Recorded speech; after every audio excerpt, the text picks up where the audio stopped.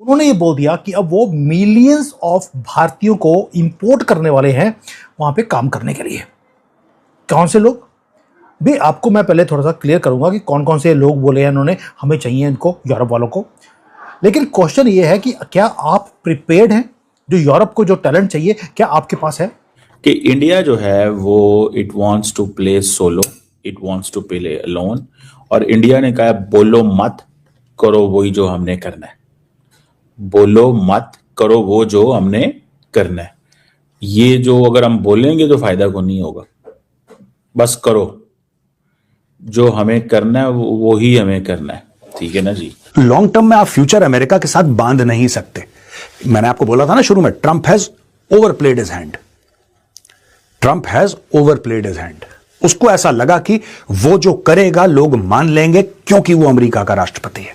अब ऐसा हुआ नहीं, तो भारत को क्लीन एनर्जी चाहिए। एक चीज उन्होंने क्लियर कर दी, उनको पंक्चर लगाने वाला अब्दुल नहीं चाहिए, इंसान चाहिए। तो इंसानों में हम आते हैं, तो बताऊंगा आपको कौन कौन से इंसान चाहिए। सबसे पहले यूरोप ने एक तरह से आईना देखा और आईने में उनको दिखना शुरू हो गया पहली time, first time in almost 1000 years. और वो फोर्स किया उनको एडमिट करने के लिए कि लाइट भारत से आती है। ये चीज जो है वो that is going to be very beneficial for us. Don't speak, just do it. अगर आप बोलेंगे तो फायदा को नहीं होगा, करो बस इतना को करो कि बस पता चल जाए कि जी हाँ हमने किया। तो लेट्स सी इसमें क्या इंटरेस्टिंग होती है। ये सारी की सारी चीजें हो रही हैं दोस्तों, और यहां पे आइसोलेट अगर कोई हो रहा है तो वो है डोनाल्ड ट्रंप, और सिर्फ एक कारण से बस, और कोई नहीं, अपनी ईगो। सोचिए जरा, जिस यूरोप ने कभी भारत को सिर्फ सस्ते मजदूरों का देश समझा, आज वही यूरोप खामोशी से एक नई रणनीति बना रहा है। अचानक उनके सामने एक सच्चाई आ खड़ी हुई है। उनकी फैक्ट्रियां चलाने वाला कोई नहीं, अस्पतालों में डॉक्टर नहीं, और रिसर्च लैब्स सूनी पड़ी हैं। इसी बीच यूरोप की नजर भारत पर ठहरती है, लेकिन इस बार सिर्फ जनसंख्या पर नहीं बल्कि दिमाग पर। यह कोई आम वीजा स्कीम नहीं, बल्कि एक ऐसा फैसला है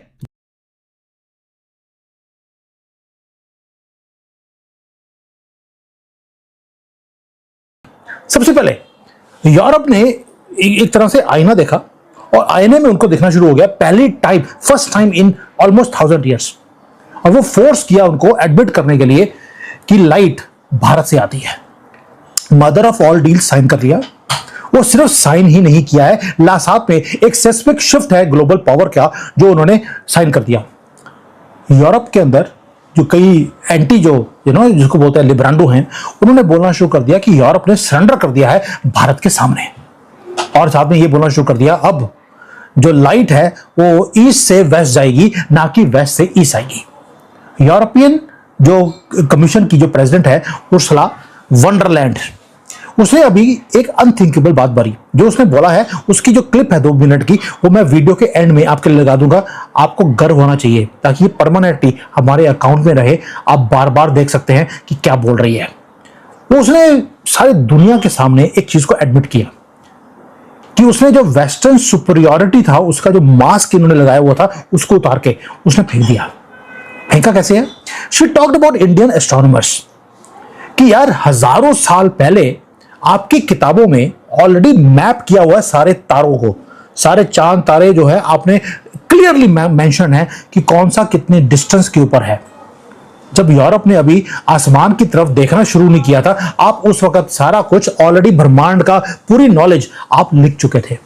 हमारे मैथमेटिशियंस को उसने याद किया कि हमने सिर्फ कंट्रीब्यूट नहीं किया है दुनिया को, सिर्फ मैथमेटिक्स में हमने एनलाइटनमेंट दिया है दुनिया को, हमने शेप किया है पूरे दुनिया के फ्यूचर को। दोस्तों इसलिए बोल रहा हूं, इस वीडियो के एंड में मैं वो 2-3 मिनट की क्लिप है जो आपके लिए लगाने वाला हूं। Please listen to it carefully and listen to it again and again, क्योंकि गोरे एडमिट कर रहे हैं कि वो हमारे सामने कुछ भी नहीं है, जबकि पिछले कितने हजारों सालों से ये हमें एक नैरेटिव बेचते रहे। ये चीज नजर आ रही है कि इंडिया जो है वो it wants to play solo, it wants to play alone, और इंडिया ने कहा बोलो मत करो वही जो हमने करना है, बोलो मत, करो वो जो हमने करना है। ये जो अगर हम बोलेंगे तो फायदा को नहीं होगा, बस करो जो हमें करना है वो ही हमें करना है, ठीक है ना जी। और ये चीज जो है वो that is going to be very beneficial for us. Don't speak, just do it. अगर आप बोलेंगे तो फायदा को नहीं होगा, करो बस इतना को करो कि बस पता चल जाए कि जी हाँ हमने किया। तो लेट्स सी इसमें क्या इंटरेस्टिंग वो होती है, कन्वर्सेशन बिल्ड होती है, क्या इंटरेस्टिंग वो जिसे कहते हैं ना एनवायरनमेंट बिल्ड होता है। लेकिन ये चीज तो क्लियर है कि if this is 25%, if this deal जो वो कह रही हैं कि जी दिस ठीक है, इफ दिस एंटायर जो डील हुई है ये दुनिया की जीडीपी का 25% है और 1/3 ऑफ ऑल इंटरनेशनल ट्रेड है, तो इट मीन्स कि everybody is worried and particularly Europe समझता है कि ठीक है ये रास्ता तो इंडिया का आपने हमें दिखाया था ना। यूरोप समझता है कि ये रास्ता इंडिया का आपने हमें दिखाया था,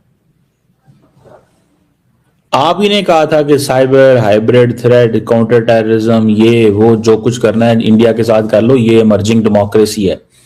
और ये ट्रम्प बाइडेन साहब ही कहते थे ना कि this is authoritarianism and democracy, कि चाइना अथॉरिटेरियनिज्म है उसके साथ हमने नहीं जाना, खिलाफ जाना। लेकिन कोई हिम्मत नहीं कर रहा कि चाइना के खिलाफ टैरिफ लगाओ, टेंशन का हालात खराब करो। ये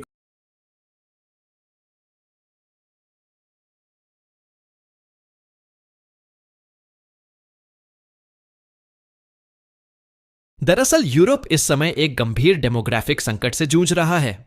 उनकी आबादी तेजी से बूढ़ी हो रही है, काम करने वाले युवा कम होते जा रहे हैं और सोशल सिस्टम्स पर दबाव बढ़ता जा रहा है।